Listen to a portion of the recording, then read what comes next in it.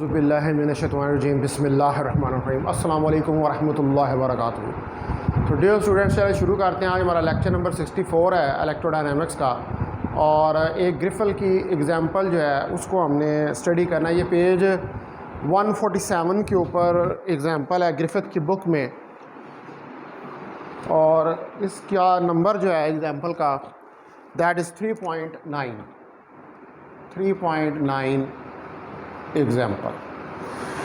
तो पहले देख लेते हैं कि इसकी स्टेटमेंट क्या है कि a specified charge density, specified charge density, एक specified charge and sigma not of theta is glued over the surface, चिपकाया गया है, glued over the surface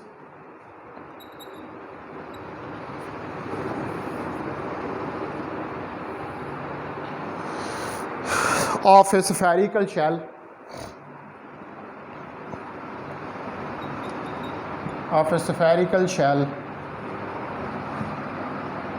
of radius r।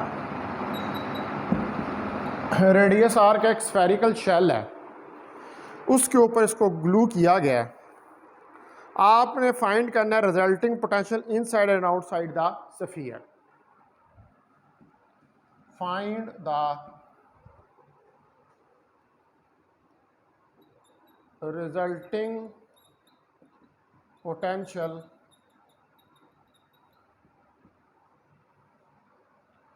inside and outside the sphere।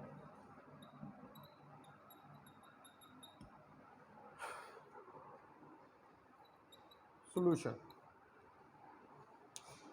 तो एक specified charge density है sigma not of theta, इसको glue किया, चिपकाया गया on the surface of a spherical shell. Spherical shell वो होता है कि जो अंदर से खाली होता है। तो आपने रिजल्टिंग पोटेंशियल, अब इस चार्ज डेंसिटी की वजह से जो पोटेंशियल प्रोड्यूस हो रहा है इनसाइड और आउटसाइड द स्फीयर, उसको कैलकुलेट करना है। तो पहली बात तो क्या है कि आप इसको डायरेक्ट इंटीग्रेशन से भी सॉल्व कर सकते हैं। You can solve this problem by direct integration। आप डायरेक्ट इंटीग्रेशन करके भी ये प्रॉब्लम सॉल्व कर सकते हैं, और उसके लिए ये formula 1/4 pi epsilon not integral sigma not dA/r, ये फार्मूला लगा के डायरेक्ट इंटीग्रेशन करके आप यहाँ पर पोटेंशियल इनसाइड और आउटसाइड फाइंड कर सकते हैं। लेकिन अब यहाँ पर हम जो है वो जो यूज़ करेंगे टेक्निक, वो करेंगे सेपरेशन ऑफ वेरिएबल की, ठीक है। और वो सेपरेशन ऑफ वेरिएबल जो है उससे ज़्यादा इसको कैलकुलेट करना जो है वो आसान हो जाएगा। But separation of variables is more easy। तो इसलिए सेपरेशन ऑफ वेरिएबल की जो टेक्निक है वो ज़्यादा इजी है। तो जो इंटीरियर रीजन है, अगर इंटीरियर रीजन के लिए मैं पोटेंशियल की वैल्यू लिखूं,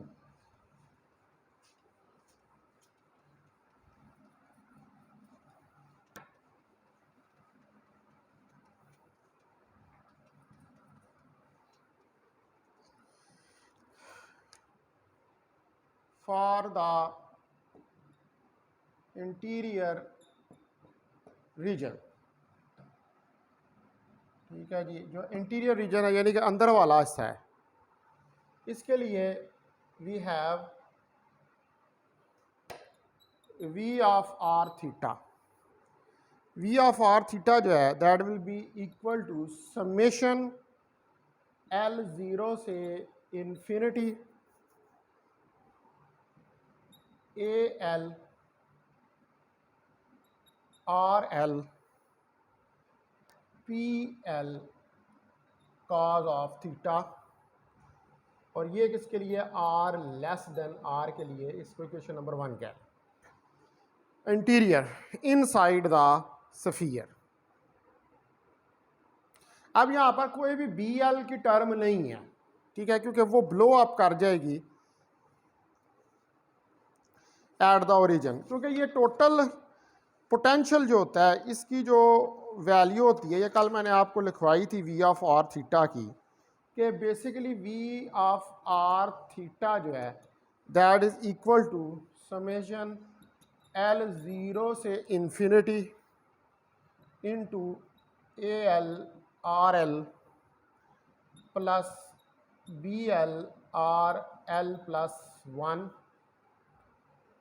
P L cos of theta, इसके बराबर होता है। तो अब इन साइड जो है यहाँ पर, यहाँ से जो बी एल वाली टर्म है ये ब्लो अप कर जाएगी एट द ओरिजिन, तो लिहाजा हम इसको निगलेक्ट कर देंगे। तो no B L terms because it will blow up at the origin, क्योंकि ये ओरिजिन के ऊपर ब्लो अप कर जाएगी, ख़त्म हो जाएगी। तो अब जो एक्सटीरियर रीजन है यानी कि बाहर वाला, now for the exterior reason,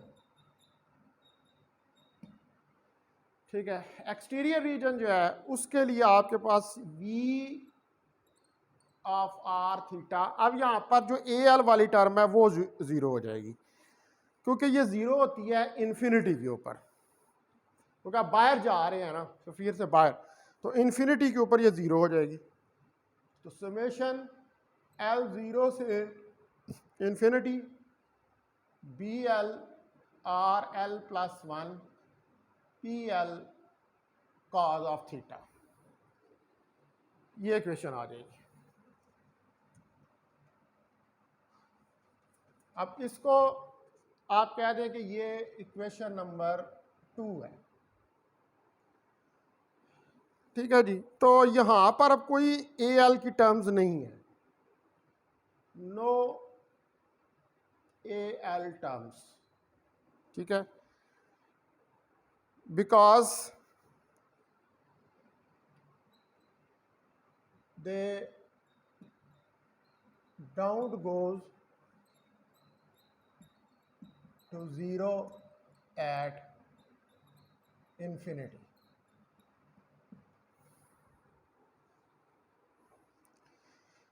क्योंकि ये इन्फिनिटी के ऊपर ज़ीरो नहीं होती हैं, लिहाजा हमने इसको यहाँ पर निगलेक्ट कर दिया।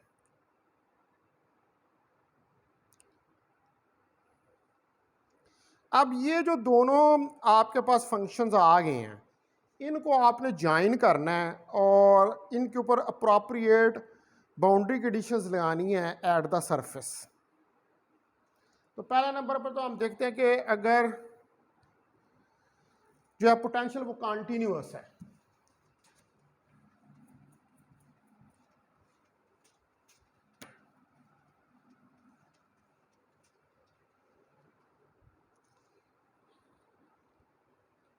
now apply the boundary conditions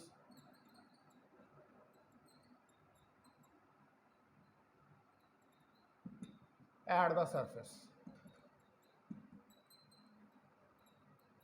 surface जो है इसके ऊपर बाउंड्री कंडीशंस जो है अप्लाई करें तो जो पोटेंशियल है, first the potential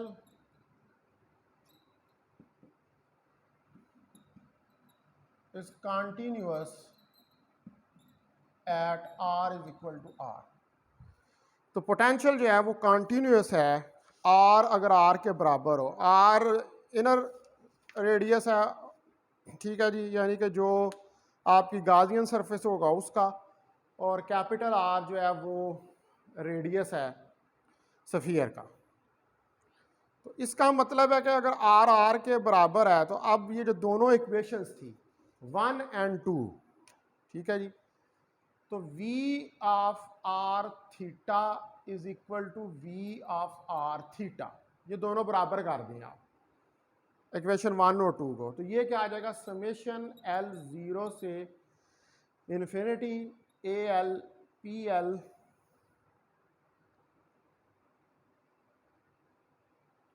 A L R L P L of cos of theta is equal to summation L zero से infinity B L R L plus 1 P L cos of theta. तो अब यहां से आप देखेंगे P L cos of theta, P L cos of theta आपस में cut जाएंगे, तो कटने के बाद बी एल जो है that will be equal to, अब यहाँ पर ये आर था तो आर को आर के बराबर कर दिया तो ये भी आर हो जाएगा कैपिटल, तो बी एल जो है यहाँ से ये ए एल आर 2L प्लस 1 के बराबर आ जाएगा।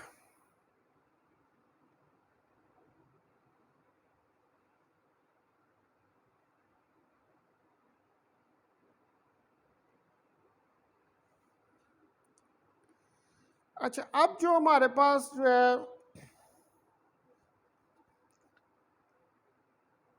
जो डेरिवेटिव है v का, वो सफ़र करता है discontinuity at the surface, the radial derivative, इसको क्वेश्चन 3 कह दें, ऑफ v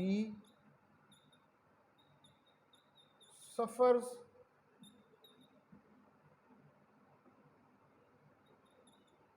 discontinuity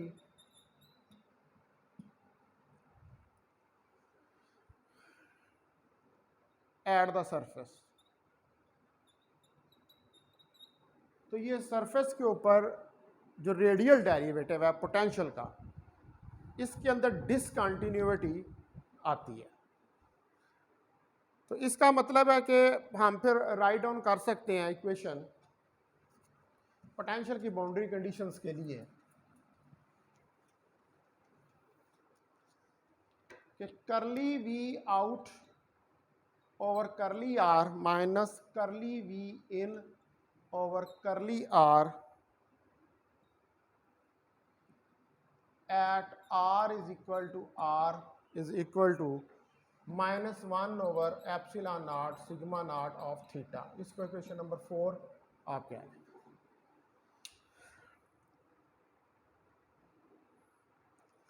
तो अब इसके अंदर जो v आउट और v इन की वैल्यूज हैं, ठीक है, जो इक्वेशन 1 और 2 के अंदर है आपके पास, उनका डेरिवेटिव लें, curly v out over curly r और curly v in over curly r, उनका with respect to r at r is equal to r के ऊपर आप डेरिवेटिव लें। तो डेरिवेटिव लेंगे तो क्या आएगा, समेशन माइनस एल जीरो से infinity L plus 1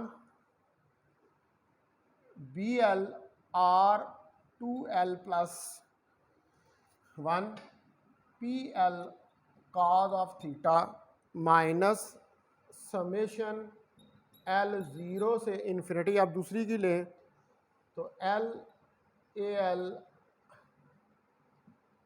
are L -1 P L cos of theta is equal to -1 over epsilon not sigma not of theta. तो डेरिवेटिव लेने के बाद ये इक्वेशन आपके पास आ जाएगी।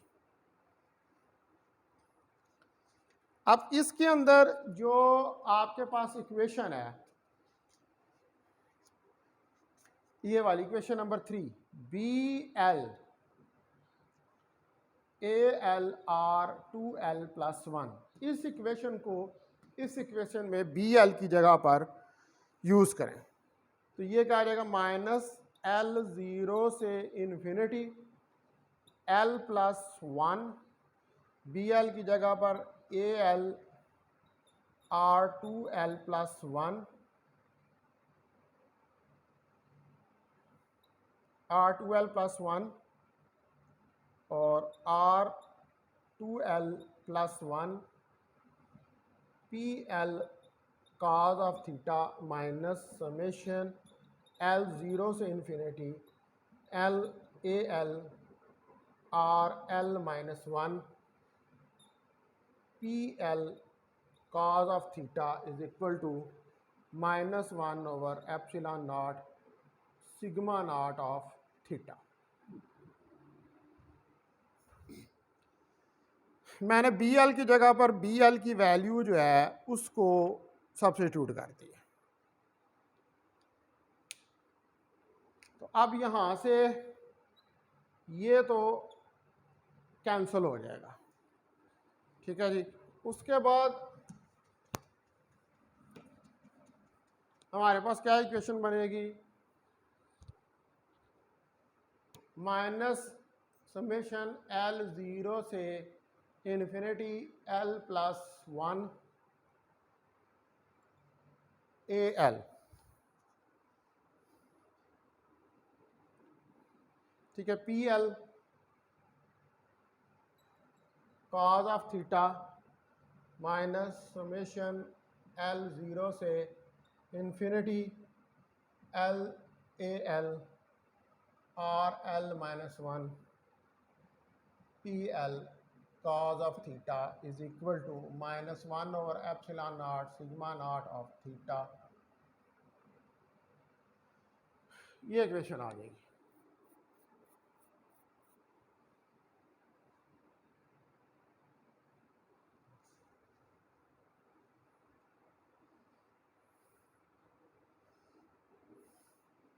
ठीक है, तो नौ इसको आप राइट डाउन कर सकते हैं कि L plus one A L P L cos of theta और L A L R L minus one P L cos of theta. तो यहाँ से ये माइनस माइनस से ख़त्म हो जाएगा, समेशन एल ज़ीरो से इन्फिनिटी, तो टू एल प्लस वन, ये एल और ये एल इसके साथ ऐड हो जाएंगे तो टू एल प्लस वन आ जाएगा, A L R L minus one, P L cos of theta is equal to minus one over epsilon not sigma not of theta. ये इक्वेशन आ जाएगी। अब इसके ऊपर जो है वो आप लगाएं इस इक्वेशन के ऊपर फोरियर ट्रिक।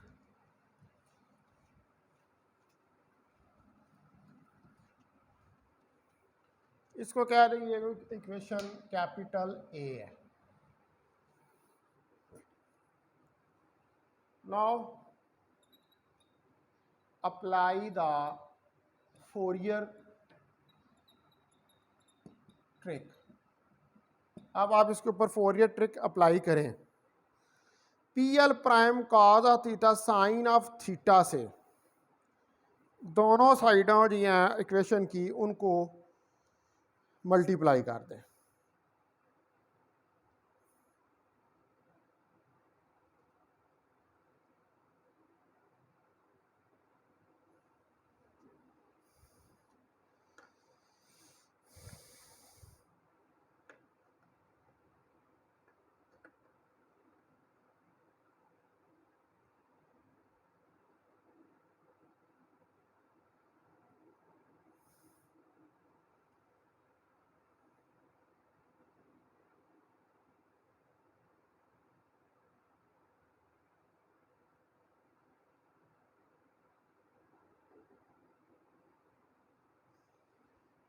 ठीक है जी, ये इक्वेशन जो है इसको दोनों साइडों से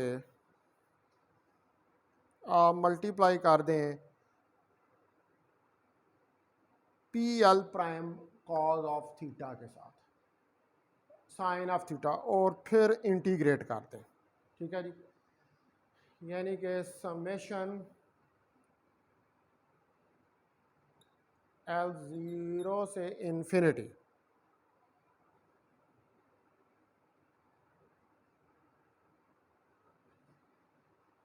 ज़ीरो से pi integral 2L plus 1 AL integral लेंगे तो ये समेशन जो है ये ख़त्म हो जाएगी। 2L प्लस 1 R है, AL और L minus 1 PL cos of theta PL prime cos of theta sine of theta D theta. ठीक है जी, दैट इज इक्वल टू 0 से पाई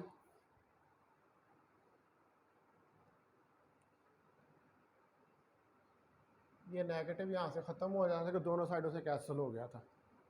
1 over epsilon not sigma not of theta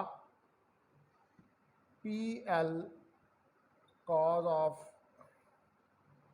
P L prime cause of theta sine of theta D theta. ये मैंने multiply किया इस equation को, multiply equation A by P L prime cos of theta sin of theta and integrate from 0 से पाई, और 0 से पाई जो है ये इसको इंटीग्रेट किया। तो अब आपके पास जो ऑर्थोगोनैलिटी कंडीशन है, ठीक है जी, पिछली एग्जाम्पल के अंदर हमने ऑर्थोगोनैलिटी कंडीशन जो है उसको यूज़ किया था। ठीक है, और वो ऑर्थोगोनैलिटी कंडीशन जो है वो क्या होती है वो मैं दोबारा से राइट डाउन कर देता हूँ। ठीक है जी, वो ऑर्थोगोनैलिटी कंडीशन थी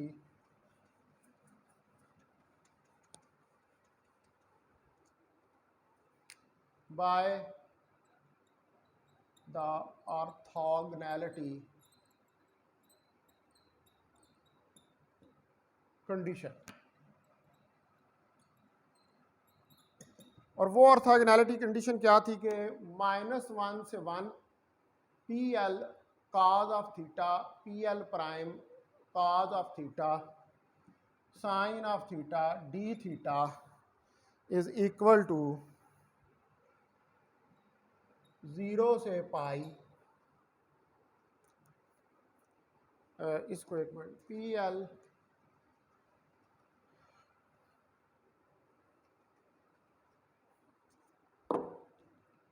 P L of X P L prime of X D X जो है that is equal to P L cos of theta P L prime cos of theta sine of theta D theta 0 से पाई। ये orthogonality condition थी, और इसको जब हम solve करते हैं तो ये हमारे पास आता है 0 if L prime is not equal to L, और 2 into 2L plus 1 if L is equal to L prime. ये इसका आंसर आता है।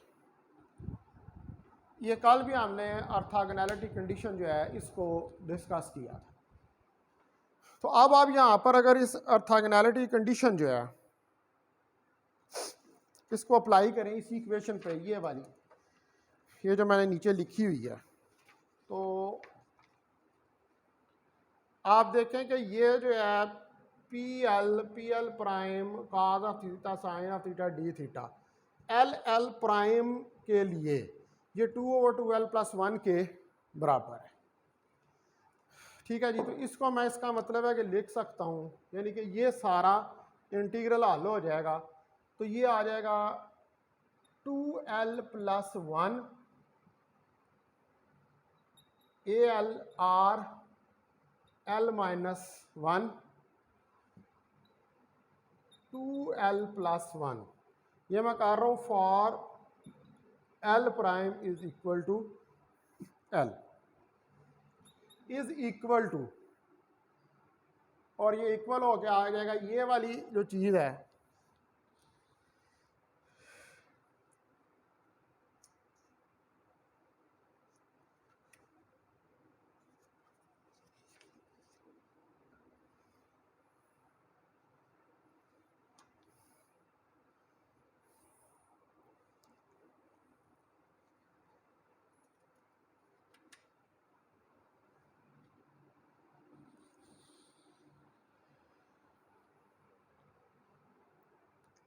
ये वाला हमारे पास बच जाएगा 1/0 से pi 1/ε0 sigma not of theta EL cos of theta sine of theta D theta. ठीक है जी, ये आ जाएगा। अब यहां से आप अगर देखें तो ये 2/2L+1 के बराबर है।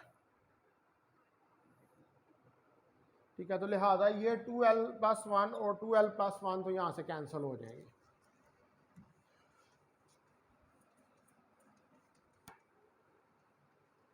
तो जब ये कैंसिल हो जाएंगे तो पीछे क्या रह जाएगा, AL RL-1 2 के साथ इज इक्वल टू, अगर एप्सिलॉन नॉट को भी इस तरफ ले हैं, चलें अभी नहीं लेके आते, 1/ε0 0 से pi sigma not of theta PL cos of theta sine of theta D theta. तो अब आपके पास यहां से AL की वैल्यू जो है, AL will be equal to 1/2ε0 RL-1। ठीक है, ये आ जाएगा 0 से pi sigma not of theta PL cos of theta sine of theta D theta. ये AL की वैल्यू जो है वो निकल आएगी।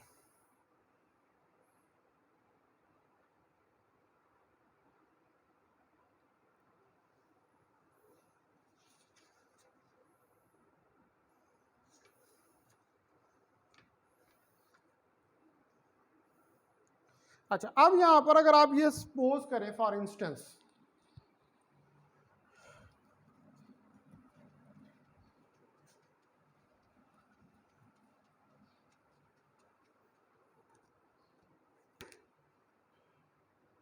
For instance sigma not of theta जो है that is equal to K cos of theta. तो इसको cos ऑफ थीटा होता है KPL cos ऑफ थीटा के बराबर। अगर हम इसको ये राइट डाउन कर लें,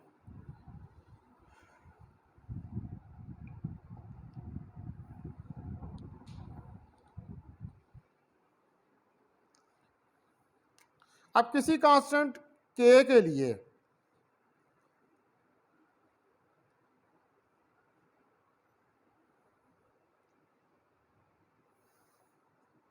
सॉरी ये P1 ऑफ cos थीटा, तो फॉर सम कांस्टेंट K, तो किसी कांस्टेंट K के लिए जो ऑल AL जो है, all ALs are 0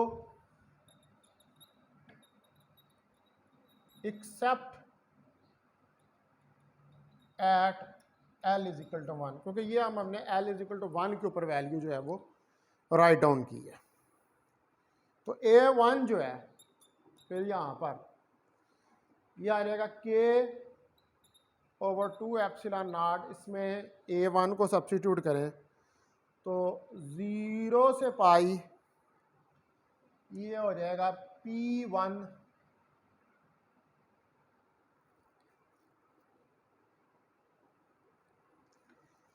cause of theta का स्क्वायर, इसको P1 कॉज ऑफ थीटा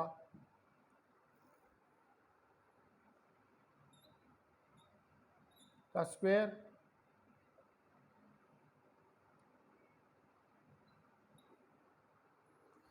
और sine of theta D theta.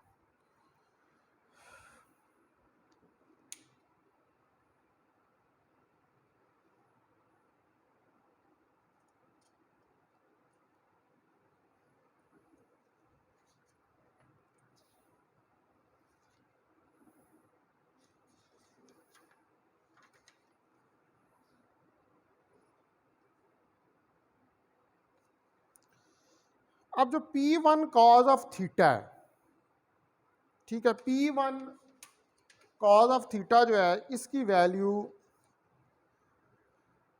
बराबर होती है, ये सिग्मा नॉट ऑफ थीटा की हमने वैल्यू जो है वो यहाँ पर सब्स्टिट्यूट की है और उसके साथ मल्टीप्लाई हुआ है, तो P1 कॉज ऑफ थीटा का स्क्वायर जो है वो आ गया। तो P1 कॉज ऑफ थीटा जो होता है एक्चुअली लेजेंड्रे पॉलिनोमियल के अंदर इसकी वैल्यू कॉज ऑफ थीटा के बराबर होती है, यानी कि P1 cos of theta is equal to cos of theta, ये इसके बराबर होता है। तो अब आप इसकी वैल्यू को सब्स्टिट्यूट करें और इसको इंटीग्रेट करें, तो A1 के ओवर 3 एप्सिलॉन नॉट 0 से पाई, अब इसकी जगह पर cos square theta sine theta D theta जो है वो आ जाएगा, ठीक है। तो इसको अगर हम इंटीग्रेट करें 0 से पाई को, 0 से pi cos square theta sine theta D theta, इसको मैं आई के बराबर ले लेता हूँ।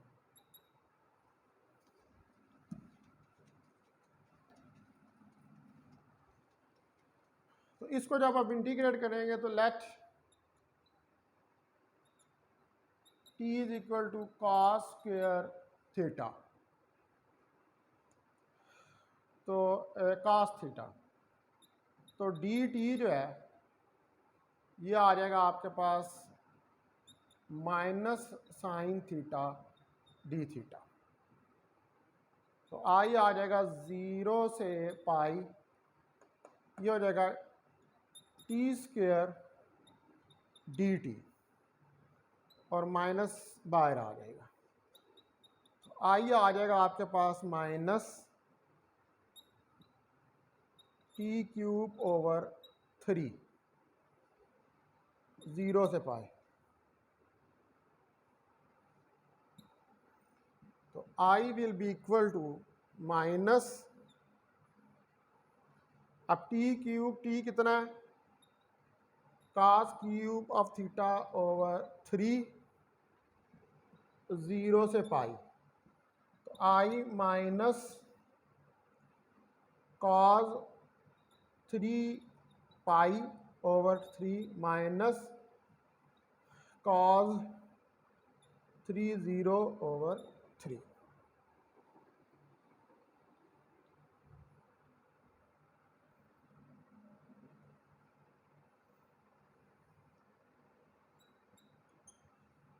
तो ये आपके पास वैल्यू आ जाएगी माइनस इंटू कॉज पाई जो है ये बराबर होता है 1 ओवर माइनस 1 ओवर 3 और माइनस 1 ओवर 3, 0 से पाई अगर इस पर लगाएं,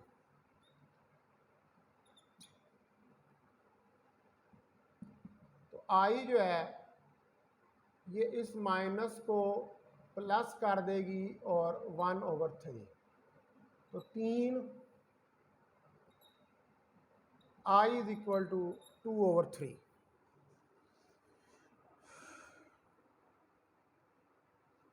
ठीक है जी, 2/3 3, यानी कि ये इंटीग्रल निकल आएगा k/3 ε0 2/3।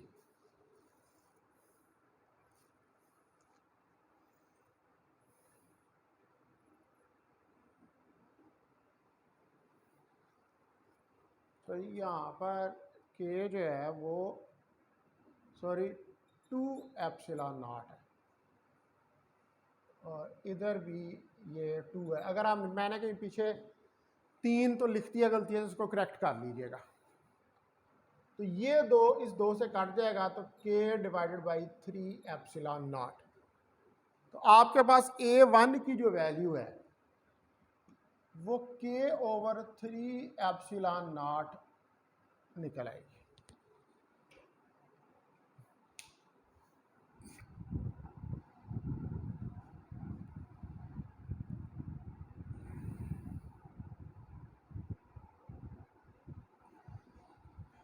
ठीक है जी, a1 की वैल्यू निकल आई। तो अब जो पोटेंशियल है inside the sphere,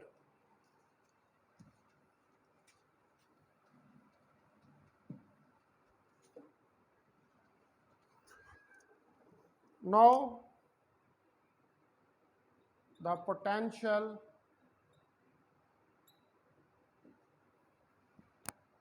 inside the sphere। अब स्फीयर के अंदर जो पोटेंशियल है v ऑफ r थीटा, ये v ऑफ r थीटा जो है ये हमारे पास था समेशन L0 से infinity AL RL PL cause of theta. ठीक है, तो यहाँ पर v ऑफ r थीटा जो है A1 L1 के ऊपर इसको करेंगे तो ये P1 ऑफ cos थीटा हो जाएगा।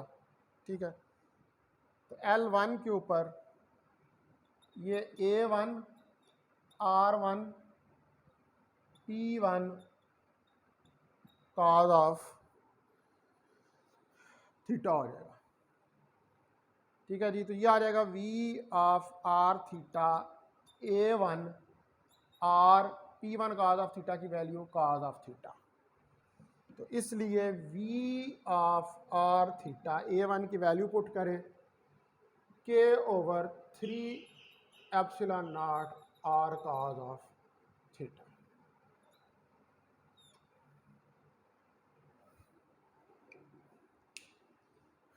ये आपके पास वैल्यू जो है वो v ऑफ r थीटा की निकल आएगी इनसाइड, यानी कि r लेस देन r के ऊपर।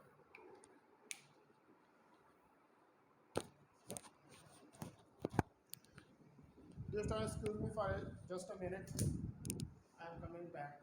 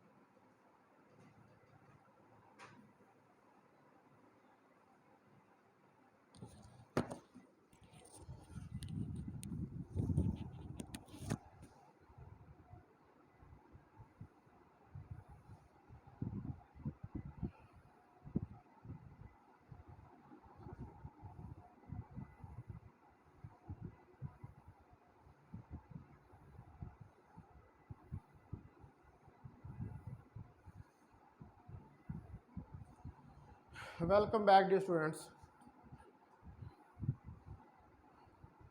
तो ये हमारे पास आर लेस दैन आर के लिए वैल्यू जो है वो निकल आई है पोटेंशियल की, यानी कि इनसाइड द स्फीयर।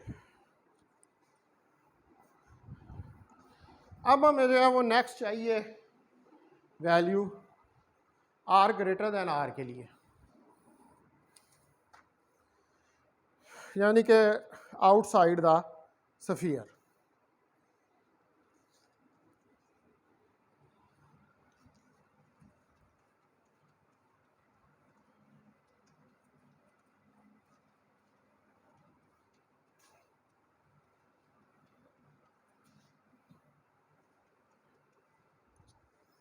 तो now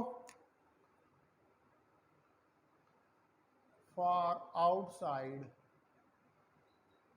the sphere.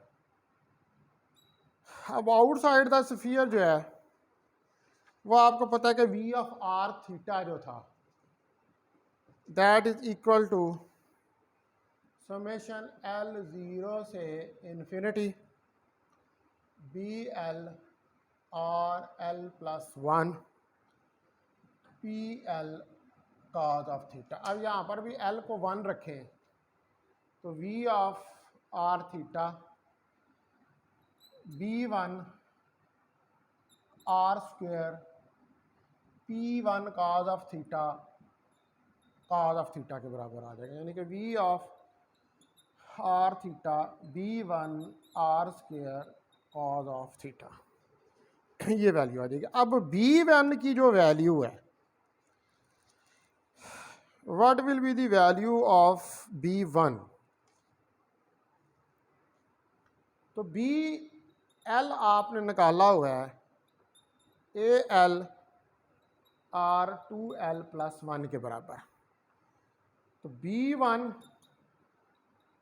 A one R two plus one, तो B one A one R three, ये बी वन की वैल्यू निकल आएगी। ये बी वन की वैल्यू यहाँ पर पुट करें तो V of R theta A one R cube over R square cos of theta. तो V of R theta A one की वैल्यू पुट करें, ए वन की वैल्यू जो है वो आपने निकाली हुआ के ओवर थ्री एप्सिलॉन नॉट, तो K over three epsilon not R cube over R square cos of theta. तो ये आपका पोटेंशियल जो है वो आउटसाइड निकल आया, यानी कि R greater than equal to are.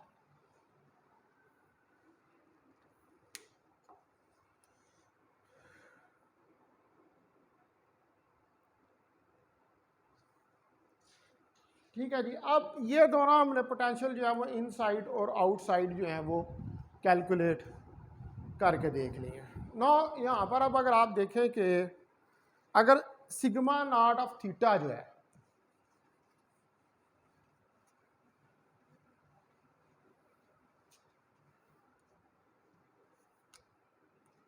if sigma naught of theta is the induced charge, अगर ये एक इंड्यूस चार्ज है ऑन ए मेटल स्फीयर, किसी मेटल स्फीयर के ऊपर इन एन एक्सटर्नल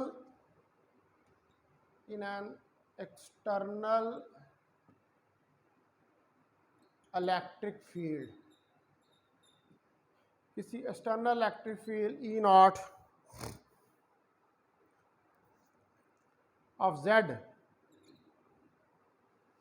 यानी कि जेड डायरेक्शन में फील्ड है, तो सो फिर हमारे पास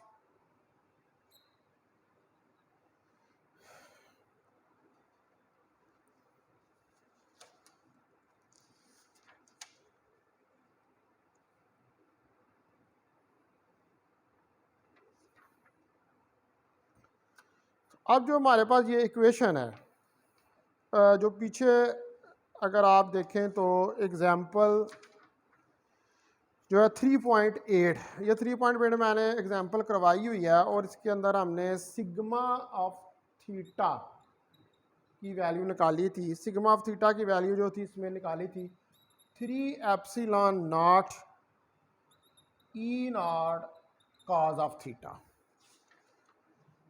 ये वैल्यू जो है वो सिग्मा ऑफ थीटा की आपने निकाली थी उस एग्जांपल 3.8 में। ये हमने की हुई है एग्जांपल 3.8 पहले। ठीक है जी, तो अगर ये वैल्यू आपके पास निकली थी वहां पर,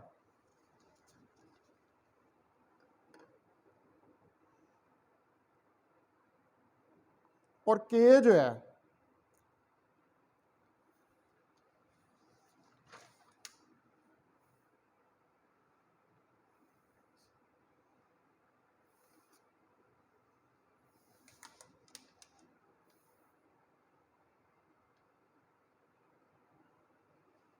ठीक है, अच्छा के जो है यहाँ पर अगर उसकी वैल्यू इफ वैल्यू ऑफ के इज, के की वैल्यू जो है अगर वो 3 एप्सिलॉन नॉट ई नॉट है, तो फिर पोटेंशियल इनसाइड जो है, देन द पोटेंशियल इनसाइड, तो फिर जो पोटेंशियल है आपके पास इनसाइड,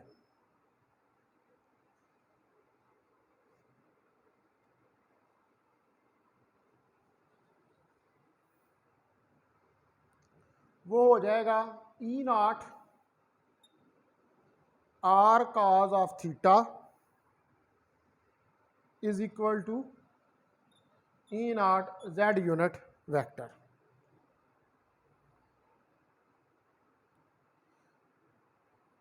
और ये जो फील्ड है, and the field is minus E naught Z unit vector, तो ये नेगेटिव होगा exactly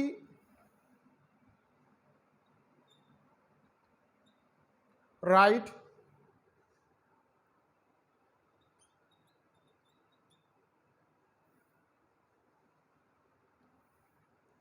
to cancel off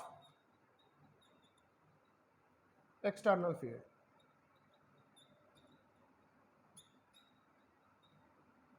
external field को कैंसिल करने के लिए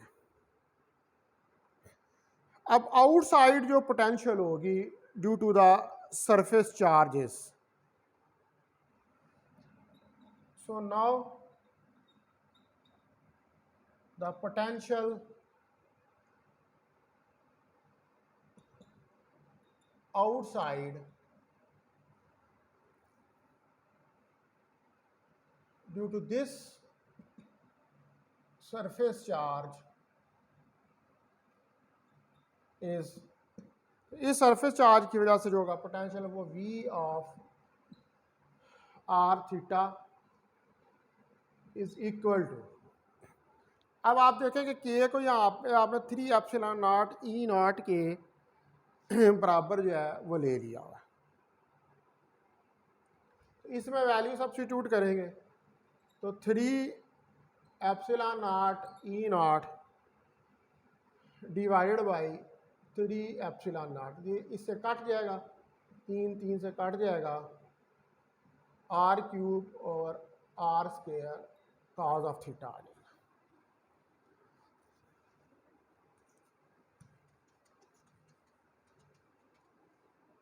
ठीक है जी, और ये यहाँ से v ऑफ आर थीटा जो है that is equal to R cube over R square E not cos of theta के बराबर आ जाएगा।